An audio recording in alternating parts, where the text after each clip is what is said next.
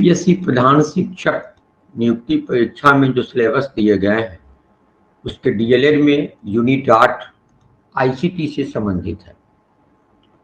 Unit 8 का जो topic 3 है उसमें विशेषकर आईसीटी को जोड़ा गया है और आईसीटी में बहुत सारे टर्म्स ऐसे हैं जो आपको जनरल सामान्य ज्ञान में या फिर डीएड के बुक्स में नहीं भी मिल सकते हैं। जो टीचर दीक्षा की ट्रेनिंग किए होंगे हो सकता है कि उनको उन टर्म्स से रूबरू हो चुके होंगे। इसके बाद भी आपका चूंकि एग्जामिनेशन नज़दीक है, हम उन सभी इंपॉर्टेंट टर्म्स को आपको याद दिलाने की कोशिश कर रहे हैं जिससे कि क्वेश्चन आने की संभावना अधिक होती है। जैसा पूर्व की परीक्षा जो बीपीएससी प्रधानाध्यापक की हुई है उसमें आप देखेंगे कि बहुत सारे टर्म्स ऐसे हैं जो एनसीईआरटी से लिए गए हैं या ईपीजी पाठशाला से लिए गए हैं, जो आमतौर पर सामान्य ज्ञान की पुस्तक में या फिर इधर जो बीएड का बुक्स है उसमें नहीं था। इसीलिए एनसीईआरटी के हिसाब से आप चलें और कुछ ऐसे टर्म्स को आप जल्द से रिवाइज कर लें जिस टर्म से क्वेश्चन आने की संभावना अधिक होती है और कम से कम 1-2 क्वेश्चंस आपको इससे आ जाएगा। पहला तो ये है कि आईसीटी बताता क्या है। आईसीटी को आप समझते होंगे पूर्व से, इंफॉर्मेशन थ्रू कम्युनिकेशन टेक्नोलॉजी। तो कम्युनिकेशन चैनल जो भी है, इंटरनेट है, कंप्यूटर है, वीडियो है, टीवी है, वेबकास्टिंग है, ऑडियो वीडियो प्लेयर है, मोबाइल है, इन सब के माध्यम से जो टीचिंग में इसका यूज हो सकता है वो आईसीटी का शिक्षण में उपयोग है। साथ ही विद्यालय के अन्य कार्यों में इसका क्या उपयोग है और उसके साथ क्या एकीकरण है इसको टॉपिक्स में डाला है। तो विद्यालय में अन्य क्या कार्य हो सकता है आईसीटी से, जैसे कोई भी रिपोर्टिंग है आप तुरंत भेज सकते हैं। ये सब आम चीजें हैं जो हर शिक्षक जानते होंगे। मैंने कि आईसीटी का जो मेन टर्म्स है, जो ऐसे टर्म्स जो एनसीईआरटी में दिए हुए हैं, ऐसे कोई भी टर्म्स यदि आप छोड़ के चलते हैं तो हो सकता है कि एग्जाम में क्वेश्चन छूटने की संभावना हो। सबसे पहले ये है कि आईसीटी क्या बताता है। तो आईसीटी एक डिजिटल सूचना देता है, डिजिटल इंफॉर्मेशन देता है जिसमें सूचना का सृजन होता है, संग्रहण होता है, पुनः प्राप्ति होती है, फेरबदल होता है, प्रेषण होता है और प्राप्ति होती है। अब इससे क्वेश्चंस कैसे बन सकते हैं कि आईसीटी इनमें क्या नहीं बताता है। सृजन, संग्रहण, पुनः प्राप्ति और एक कोई और ऑप्शन होगा और ई जो को अब ऑप्शन दे दिया है, बहुत ही टफ ऑप्शन होता है वो, इनमें से कोई नहीं या उपयोग में से कोई एक से अधिक। यदि 4 इसमें से ऑप्शंस दे दिया और ई भी दे दिया तो इसका आंसर ई हो जाएगा, क्योंकि इनमें से कोई नहीं के लिए भी ई ही होगा और यदि ऊपर में से एक से अधिक आंसर आ जाए फिर भी ई होगा। तो इनके सारे टर्म्स को आप ध्यान में रखें कि सृजन, संग्रहण, पुनः प्राप्ति, फेरबदल, प्रेषण और प्राप्ति। अब आते हैं अगले टर्म्स की। आईसीटी जो है इसका संदर्भ कहां से है। सबसे पहले कि तकनीकी शिक्षण शास्त्रीय विषय वस्तु का ज्ञान कराता है, जिसका शॉर्ट में हो गया टीपीएससी के। ठीक है, टीपीएससी के, तकनीकी शिक्षण शास्त्रीय, टी फॉर टेक्निकल हो गया, शिक्षण शास्त्रीय विषय वस्तु ज्ञान के फॉर नॉलेज हो गया, इस फॉर सब्जेक्टिव हो गया। दूसरा हो गया तकनीकी विषय वस्तु ज्ञान, टीसी के। तीसरा हो गया विषय वस्तु ज्ञान, सीके, ये दीक्षा में आपको था। शिक्षण शास्त्रीय ज्ञान, पीके, शिक्षण शास्त्रीय ज्ञान, टीपीके और तकनीकी ज्ञान, टीके। इन सारे वस्तुओं से संदर्भित होता है कौन, आईसीटी। आप सिंपल है, अंत में के देखेंगे तो निश्चित तौर पर आप समझ रहे हैं कि ये के वाला जो टर्म है वो शिक्षण शास्त्रीय से संबंधित है, किसमें, आईसीटी के संदर्भ में। अब आईसीटी को समेकित करते समय एकीकरण शब्द आपको जोड़ दिया है सिलेबस में। तो आईसीटी को जब समेकित करते हैं तो कौन कौन से मानदंड को विचार किया जाता है, इससे भी क्वेश्चंस बन जाते हैं।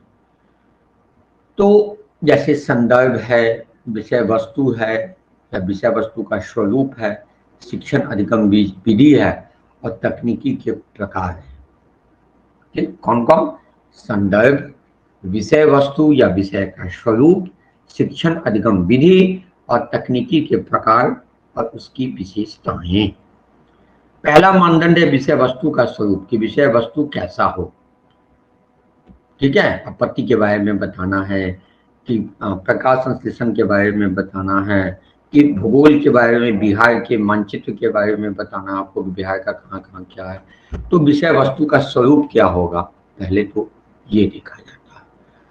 उसके बाद विषय वस्तु का जब स्वरूप हो जाता है, तो उसके लिए ई सामग्री की व्यापक श्रेणी आप क्या क्या ले सकते हैं।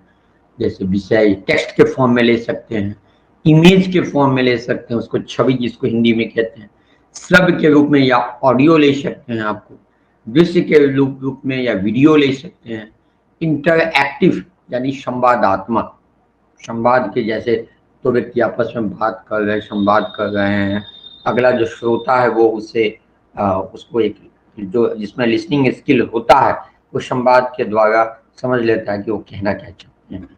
एनिमेशन होता है, एनिमेट करके दिखा सकते हैं फिगर को, और साइमुलेशन होता है, साइमुलेशन हो गया, साइमुलेशन टेक्नोलॉजी भी काफ़ी ये है कि उसकी जगह कोई दूसरा प्रतिरूप ला करके, मॉडल ला करके आप उसको बताने की कोशिश करते हैं, साइमुलेशन। ठीक है, तो ये जो ई सामग्री जो ई कंटेंट के विषय वस्तु का स्वरूप है, तो विषय वस्तु के स्वरूप में आप कोई भी स्वरूप या एक से अधिक स्वरूप का चयन कर सकते हैं, कि टेक्स्ट के फॉर्म में हो, इमेज के फॉर्म में हो, श्रव्य के फॉर्म में हो, दृश्य के फॉर्म में हो, इंटरएक्टिव हो, या एनिमेशन हो, या साइमुलेशन। ठीक है, अब दूसरा होता है संदर्भ। पहला विषय वस्तु की समझ, दूसरा है संदर्भ। संदर्भ का अर्थ ये हुआ कि संदर्भ जो है वो कहाँ से लिया जाना है। ठीक है, उसमें संदर्भ का विश्लेषण, शिक्षण अधिगम की स्थिति, पूरे परिवेश पर विचार किया जाता है कि शिक्षकों के पास कौन सी आईसीटी दक्षताएं हैं, सभी विद्यार्थी आईसीटी का उपयोग कर सकते हैं या नहीं। ठीक है, वो स्कूल का जो सहायक तंत्र है वो आईसीटी का उपयोग करने के लिए कितना प्रेरित करता है, स्कूल में आईसीटी के लिए कौन कौन सी सुविधाएं उपलब्ध हैं। तो ये सभी संदर्भ के अंतर्गत आ गए, है ना। शिक्षार्थी के बारे में आप क्या क्या विचार कर सकते हैं इसके संदर्भ में, जैसे उसका सामाजिक परिप्रेक्ष्य क्या है, उसका भावात्मक क्या सोच है, उसका मनोवैज्ञानिक क्या पहलू है, उसका संज्ञानात्मक पक्ष क्या है, और जनसांख्यिकी क्या है। जनसांख्यिकी का अर्थात हो गया कि शिक्षण कक्षा के अनुसार आयु के संदर्भ में विभिन्नता, सांस्कृतिक संदर्भ, सामाजिक आर्थिक स्थिति, जेंडर, होशियारकरण, भौगोलिक स्थिति और उपलब्धता, तकनीकी सुगमता पर विचार कर सकता है। संज्ञानात्मक और पूर्व ज्ञान में उसका शैक्षिक स्तर देखते हैं कि कुछ प्राथमिक अनिवार्य ज्ञान और अनुभव क्या है, उसके सीखने की क्या शैली है, किसमें वो दृश्य में ज्यादा सीख सकता है कि ऑडियो में ज्यादा सीख सकता है, उसके डिजिटल साक्षरता का क्या स्तर है। तो वो किताबी पढ़ाई करता आया है, तो उसको डिजिटल साक्षरता की दुनिया में ले जा रहे हैं, तो उसका स्तर है कि नहीं उस संबंध में, और उसकी संज्ञानात्मक क्षमता क्या है। भावात्मक या सामाजिक पहलू में शिक्षण और अधिगम, ऑनलाइन शिक्षण के वातावरण, स्वयं के प्रति सोच, प्रेरक स्तर, पारस्परिक संबंध, और जिन क्षेत्रों में उसकी रुचि है उसके बारे में अपने स्वयं के दृष्टिकोण का आत्मविश्लेषण कर सकते हैं। ठीक है, इसके अतिरिक्त दैहिक स्तर भी देखते हैं कि शिक्षक को अपने विद्यार्थियों के सामान्य शारीरिक और भावात्मक स्वास्थ्य और विशेष जरूरतों के बारे में पता हो सकता है कि वह क्या है। वो अगर मान लीजिए कि अगर अधिकांश छात्र जो है वो अगर कम दृष्टि वाला है तो श्रव्य सामग्री का उपयोग हम ज्यादा करेंगे, दृश्य सामग्री का उपयोग हम कम करेंगे, है ना। तो इस तरह से जो टेक्स्ट टू स्पीच जानते होंगे कि टेक्स्ट टू स्पीच का अर्थ ये होता है कि जो दृश्य बाधित है, जिनको कम दिखाई देता है, वो सुन करके ज्यादा देख सकते हैं। जो श्रवण बाधित है उनके लिए दृश्य सामग्री लाना ज्यादा उपयोगी होता है। ठीक है, तो इस तरह से हम उसके दूसरे मानदंड में संदर्भ में इन सभी संदर्भ का संज्ञानात्मक, भावात्मक, उसके मनोवैज्ञानिक, उसके सामाजिक, उसके जनसांख्यिकी सभी परिप्रेक्ष्यों का अध्ययन करके हम निकालते हैं कि उसके लिए कौन सा उपकरण बेहतर होगा, कौन सा ई कंटेंट बेहतर होगा, कि ऑडियो बेहतर होगा, कि वीडियो बेहतर होगा, क्या बेहतर होगा। ठीक, उसके बाद है तीसरा मानदंड है शिक्षण अधिगम के तरीके। शिक्षण अधिगम के विभिन्न तरीकों के क्रियान्वयन में आईसीटी कैसे सहयोग देता है और इसके नवीन और एकीकृत तरीके को आईसीटी में कैसे समाहित किया जा सकता है। ठीक है, तो उसका तरीका क्या होगा, जैसे धातु अधातु का कंसेप्ट, हम सीधा धातु अधातु के गुण बताना शुरू कर देंगे, तो हमको यह देखना होगा कि क्या उस बच्चों में पहले से धातु के बारे में कंसेप्ट है या नहीं पता। यदि धातु के बारे में कंसेप्ट नहीं, तो सीधे धातु बता देने से काम नहीं चलेगा, पहले उसको पदार्थ का कंसेप्ट देना होगा, और पदार्थ के ही तब हमको बताना होगा कि पदार्थ में तत्व यौगिक मिश्रण होते हैं, फिर तत्व क्या भेद बताना होगा कि तत्व में धातु होते हैं, अधातु होते हैं, उपधातु होते हैं, और तब ये धातु है और ये धातु, तब इसका गुण ये है। तो हम शिक्षण अधिगम के तरीके भी बेहतर अपना करके हम अधिगम को बढ़ावा दे सकते हैं। ठीक है, जैसे हम छात्र जो कक्षा में उपलब्ध है, जैसे स्कूल में पिन रहता है, स्कूल में चम्मच हो सकते हैं, ताला हो सकते हैं, चाबी हो सकते हैं, उसके जरिए हम बता सकते हैं कि भाई ये धातु की चीज है, प्लास्टिक का सामान है तो बता देंगे कि ये धातु नहीं है। ठीक है, इसके अतिरिक्त तकनीकी उपकरण या ई सामग्री क्या हो सकती है, जैसे छद्म परिस्थितियों में प्रयोग। छद्म परिस्थिति समझ गए, सिमुलेशन के जरिए जो किया जाता है अनुकरण करके, उसका प्रयोग करना, जैसे जो सामान नहीं उपलब्ध है उसके, जैसे आप बताते हैं ना, मान लो कि पृथ्वी है, आप जैसे कुछ बता देते हैं गोल है या आयत, आप जब आप घन समझा रहे होते थे कि बच्चे से किताब ले लेते हैं और बताते देखो किताब कैसा है, इसमें लंबाई है, चौड़ाई है, इसमें मोटाई है, बस ऐसा ही आयत होता है। जिस कक्ष में आप पढ़ा रहे होते हैं उस कक्ष का एग्जाम्पल दे देते हैं कि ये घन हो गया, ये घनाभ हो गया कक्ष, क्योंकि लंबाई चौड़ाई और ऊंचाई में अंतर होता है, ये घनाभ हो गया। तो इस तरह से आप छद्म परिस्थितियों का प्रयोग करते हैं। इसके अतिरिक्त यदि आपके पास आईसीटी उपकरण है तो स्लाइड के द्वारा आप उसको बता सकते हैं। इसके अतिरिक्त संवादात्मक गतिविधियां भी कर सकते हैं, है ना, इसको H5P गतिविधि भी कहा जाता है। ठीक है, तो H5P गतिविधि के द्वारा आप संवादात्मक, मतलब एक दूसरे से संवाद करके बताया जा रहा है, टीचर हैं, 2-3 बच्चे हैं, सिमुलेशन के द्वारा उसको बताया जा रहा है संवाद के जरिए, और वो बाकी जो श्रोता हैं या जो दृष्टा हैं, जो देख रहे हैं, दर्शक हैं, वो उस संवाद के जरिए उस चीज को समझने की कोशिश कर रहे हैं।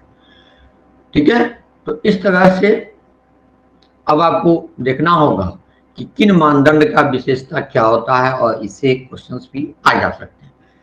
लक्षित समूह में आयु वर्ग, पूर्व ज्ञान, सामाजिक सांस्कृतिक पृष्ठभूमि, सीखने की शैली, भाषा, जनसांख्यिकी जानकारी, भावात्मक विकास, क्षमता स्तर, सामाजिक विकास को देखा जाता है। विषय वस्तु के मानदंड में सटीकता, प्रासंगिकता, सामग्री की विस्तृत सूचना, नवीनतम पाठ्यक्रम के अनुरूप है कि नहीं है उसको देखा जाता है।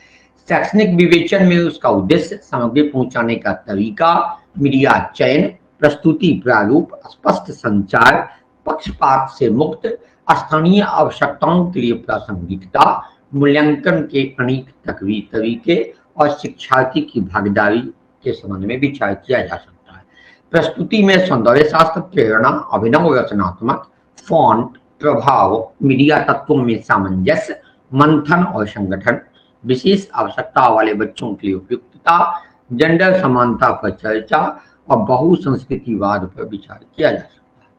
तकनीकी में तकनीकी त्रुटियों से रहित ऑडियो विजुअल गुणवत्ता, निर्बाध संवादात्मक और संचालन लाइसेंस आदि पर विचार किया जाता है। जबकि प्रशासनिक विचार में उसका लागत, वितरण तंत्र, सहायता, सेवाएं, प्रशिक्षण, रखरखाव, ढांचे और तकनीकी आवश्यकता तथा उपलब्धता प्राप्त करने का स्रोत विचार किया जा सकता है। अब आपको क्वेश्चन आ सकते हैं कि तकनीकी त्रुटियों से रहित किनकी विशेषताएं हो सकती है, प्रशासनिक विचार की, तकनीकी की, प्रस्तुति की, शैक्षणिक विवेचन की और ई देने का। ठीक है, शिक्षार्थी की भागीदारी इनमें से किसकी विशेषता हो सकती है? लक्षित समूह की, विषय की, शैक्षणिक विवेचन की, प्रस्तुति की और ई विकल्प है। तो आपको ये ध्यान में रखना है। यदि इसको एक दो बार और सुनना चाहते हैं तो वीडियो को बैक करके आप सुन सकते हैं। अब आते हैं जो सॉफ्टवेयर है उसकी श्रेणी आपको बहुत ही ध्यान रखना है। एक क्वेश्चन देखिएगा 100% इसमें से आ ही जाना है। जो सॉफ्टवेयर है वो किस विषय से संदर्भित है? उसका कोई विशिष्ट विषय है या फिर वो सामान्य सॉफ्टवेयर है जिसमें कोई भी विषय चल सकता है? जियोजेब्रा का संबंध गणित से है, एकदम ध्यान में बैठा लीजिए। जियोजेब्रा, और उसका ट्रिक है कि जियोजेब्रा, ज्योमेट्री से आप ले लीजिए, जेब्रा अलजेब्रा से ले लीजिए। तो ज्योमेट्री और अलजेब्रा ध्यान में आएगा तो उसे अब तक पकड़ लीजिएगा कि जियोजेब्रा मैथ्स का होगा, गणित का होगा। के हंगमान, ये के हंगमान कोई विषय वाला आपको नहीं लग रहा है देखने में, तो निश्चित तौर पर इसको जाने दीजिए इंग्लिश में। के हंगमान का जो विशिष्ट विषय है वो अंग्रेजी है, इंग्लिश है। कैल्शियम, ठीक है, कैल्शियम केमिस्ट्री का, कैल्शियम का अपना थ्योरम भी है केमिस्ट्री में। तो कैल्शियम का संबंध केमिस्ट्री से है, रसायन विज्ञान से। एवोगाड्रो हाइपोथेसिस आप किसमें यूज करते हैं? केमिस्ट्री में यूज करते हैं एवोगाड्रो हाइपोथेसिस। 6.02 × 1023 एवोगाड्रो संख्या बताते हैं। तो इसका भी विशिष्ट विषय रसायन विज्ञान है, केमिस्ट्री है। तो कैल्शियम और एवोगाड्रो का विषय हो गया केमिस्ट्री, ठीक है। और आप जियोजेब्रा का संबंध हो गया जियोलॉजी, सॉरी, ठीक है, जियोमेट्री ले लीजिए, जियोलॉजी कह रहे हैं, जियोमेट्री ले लीजिए और जेब्रा अलजेब्रा ले लीजिए। आ गया सीधा मैथ्स पे। के हंगमान किसी विषय से नहीं लग रहा इधर, तो जाने दीजिए उसको इंग्लिश में। उसी प्रकार कैल्शियम केमिस्ट्री में जाने दीजिए, एवोगाड्रो हाइपोथेसिस से केमिस्ट्री में जाने दीजिए। भुवन, भुवन संसार, इसको जाने दीजिए संसार का अध्ययन हम किसमें करते हैं? भूगोल, पृथ्वी गोल, भू से ले लीजिए भूगोल पे, ज्योग्राफी पे। क्लियर हो गया इतना? अब आपको जो सबसे इंपॉर्टेंट है प्राइमरी, क्योंकि ये जो प्रधान शिक्षक नियुक्ति परीक्षा या प्राथमिक विद्यालयों में प्रधानाध्यापक के लिए परीक्षा, प्रधान शिक्षक के लिए परीक्षा, प्रधानाध्यापक का पद ही प्रधान शिक्षक हो गया। तो ये जी कॉम्प्राइज एजुकेशनल सूट, ध्यान रहेगा, जी कॉम्प्राइज, कॉम्प्राइज में सबको एक साथ कर देना। एजुकेशनल सूट या प्राथमिक स्तर के सभी विषयों के लिए है जी कॉम्प्राइज एजुकेशनल सूट, यानी इसमें माध्यमिक स्तर के, उच्च माध्यमिक स्तर के या विश्वविद्यालय स्तर के कोई पाठ्यक्रम इसमें नहीं है। ये जो ऐप है ये जी कॉम्प्राइज एजुकेशनल सूट या प्राथमिक स्तर के सभी विषयों से संदर्भित है। इसके बाद बाकी जितने हैं वो सभी सामान्य विषय से हैं। ऑडासिटी सामान्य विषय से, ओपन शॉर्ट वीडियो एडिटर सामान्य विषय से, टर्टल ब्लॉक सामान्य विषय से, स्क्रैच का संबंध भी सामान्य विषय से है, रक्स पेंट सामान्य विषय से है। और ये एनसीईआरटी में यही इतना ही टर्म्स हैं। तो हमको नहीं लगता कि इसके अतिरिक्त कुछ आपको पूछे जाने की संभावना है, बस इसी को आपको ध्यान में रख लीजिए। इसके अतिरिक्त कुछ मोबाइल ऐप भी है जो शिक्षण अधिगम को सुधारने में मदद करता है। इस ऐप का नाम आप ध्यान में रख लीजिए, एनाटॉमी 4D, ठीक है, एनाटॉमी 4D। 4D समझते हैं, वो एनिमेशन है, डायमेंशनल, 4 डायमेंशनल। जैसे मान लीजिए आप लीवर को देखते हैं, तो लीवर को यदि एक डायमेंशन पे आप देखें तो जैसे बुक्स में छपा जाता है, आपको बुक्स में या एटलस में आपको अगर लीवर का फोटो है, आप लीवर का सिर्फ एक फ्रंट एरिया आप देख पाते हैं या बहुत से बहुत उसका बैक एरिया भी दे देगा, लेकिन लीवर की मोटाई क्या है, कितना बड़ा होता है, उसके भीतर कौन सा बेंस किया हुआ है, ये आपको नहीं पता चल पाता है। 4D में क्या होगा, उसको चारों डायमेंशन से ले लेगा, तो लीवर का पूरा कंसेप्ट आपको क्लियर हो जाएगा, कितना मोटा होता होगा, कितना बड़ा होता होगा, कौन कौन से बेन निकलते होंगे। तो जो एनाटॉमी के स्टूडेंट्स हैं उनको समझाने में सुविधा होती है, ठीक है। एनाटॉमी कहते हैं शरीर रचना विज्ञान। अब online labs, online labs, lab की सुविधा नहीं है या लैब नहीं करा पा रहे हैं, लैब की सुविधा है लेकिन कोई रिएजेंट नहीं है जिसके कारण आप लैब करा सके, ठीक है। तो ऑनलाइन लैब्स फैसिलिटी हो गया है मोबाइल पे, वो ऑनलाइन लैब्स में जाके जो भी एक्सपेरिमेंट करना वो डाले, वो आगे वहाँ लैब पे एक्सपेरिमेंट हो रहा है, बच्चे उसको देखें और वेब कंसेप्ट हो जाएगा। कम से कम वो इतना सीख जाएगा कि अगर हमको कभी करना होगा तो हम कैसे करेंगे। भले वो स्किल डेवलप नहीं होगा, क्योंकि वो खुद जब तक करेगा नहीं तब तक स्किल डेवलप नहीं होगा, लेकिन नॉलेज डेवलप हो जाएगा। ठीक है।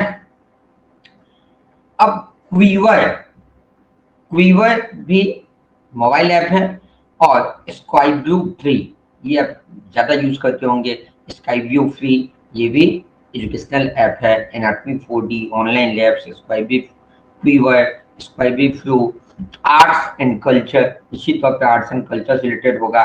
Star tracker, PHET, stop motion animation, street view और काहुट। फिर से ध्यान करा दिया आपको, terms anatomy 4D online labs, quiver, sky view free, arts and culture, star tracker, PHET, stop motion animation, street view और काहुट। अब आपको ये टर्म्स क्यों ध्यान में रखने हैं, क्वेश्चन आ सकता है इनमें कौन mobile app educational mobile app नहीं है। ठीक है। अब इसमें से 4 नाम होंगे, 5वां विकल्प होगा, या 3 नाम होंगे, चौथा कोई और दे देगा। तो आपको इसलिए ये ध्यान रखना, और यही टर्म आपको ध्यान में रहेगा तो हमको नहीं लगता कि क्वेश्चन छूटने की संभावना इससे होगी। अब आईसीटी शिक्षण शास्त्र विषय वस्तु का समेकन कैसे है, जो आपको एक्स्ट्रा जुड़े हुआ है। तो विषय वस्तु और शिक्षण शास्त्र के साथ आईसीटी समेकित करना शिक्षकों की दक्षताओं पर निर्भर करता है। हो सकता है कि अधिकांश कक्षाएं पूरी तरह से आईसीटी आधारित सत्र न हो, बल्कि वह मिश्रित कक्षाएं हो। मतलब कुछ आप ब्लैक बोर्ड पर भी पढ़ा सकते हैं, और कुछ चीज जो बच्चों को ब्लैक बोर्ड के अतिरिक्त समझाने की आवश्यकता होगी, उसके लिए आप आईसीटी का यूज कर सकते हैं। इसी को एकीकृत आईसीटी कहा जाता है। इससे करने से कौशल शिक्षण सीखने और मूल्यांकन में मदद मिलता है। आईसीटी का समेकन इस तरह सार्थक होना चाहिए कि यह किसी अन्य पारंपरिक शिक्षण सहायक का विकल्प बनने के बजाय शिक्षार्थियों द्वारा ज्ञान के सृजन को बढ़ावा दे। मतलब आईसीटी को एकीकृत करने का उद्देश्य यह नहीं है कि जो मूलभूत शिक्षा प्रणाली है, किताब कॉपी से पढ़ना, ब्लैक बोर्ड पे पढ़ना, उसको आप हटा दें, बल्कि उसके साथ साथ उसके रुचि को, उसके नॉलेज को और एनहांस करने के लिए आप आईसीटी तकनीकी का यूज करें। क्लियर हो गया? आपको लगता है कि इसमें से सभी समझ में आ गया? आप एक बार आपको रिवाइज करा दें। आईसीटी जो डिजिटल सूचना है उसका किस तरह का सृजन करना, संग्रहण करना, पुनः प्राप्ति, फेरबदल करना, भेजना और प्राप्त करना। क्यों है आईसीटी शिक्षण शास्त्र का समेकन क्यों आवश्यक है? दुनिया से जोड़ने के लिए, एक दूसरे से जोड़ने के लिए, आईसीटी का सृजन करने के लिए, आईसीटी के साथ परस्पर संबंध स्थापित करने के लिए, और लोगों तक पहुंचकर अंतर को पाटने के लिए। लोगों तक हम जहां नहीं पहुंच पा रहे हैं वहां भी हम पहुंच जाए। आईसीटी है क्या? तो आईसीटी क्या है? तो आईसीटी के संबंध में बहुत कुछ है कि आईसीटी जो है वह इंफॉर्मेशन थ्रू कम्युनिकेशन टेक्नोलॉजी, यानी कम्युनिकेशन टेक्नोलॉजी के थ्रू हम सूचना को क्या करें, अग्रसारित करें। ठीक है। आईसीटी का समेकन कैसे किया जा सकता है? तो विषय वस्तु, संदर्भ और शिक्षण शास्त्र के आधार पर उपयुक्त आईसीटी का चयन करके कक्षा में उचित ढंग से प्रयोग करके। अब आईसीटी कैसे किया जाएगा? तो विषय वस्तु का विश्लेषण करें और विषय वस्तु के स्वरूप का पता लगाएं, सामग्री के स्वरूप के अनुसार उपयुक्त शिक्षण शास्त्र का पता लगाएं, शिक्षण शास्त्र के अनुसार उपयुक्त आईसीटी का चयन करें, सार्थक ढंग से विषय वस्तु, शिक्षण शास्त्र और आईसीटी में समेकित करें। ठीक है। इससे क्या फायदा होगा?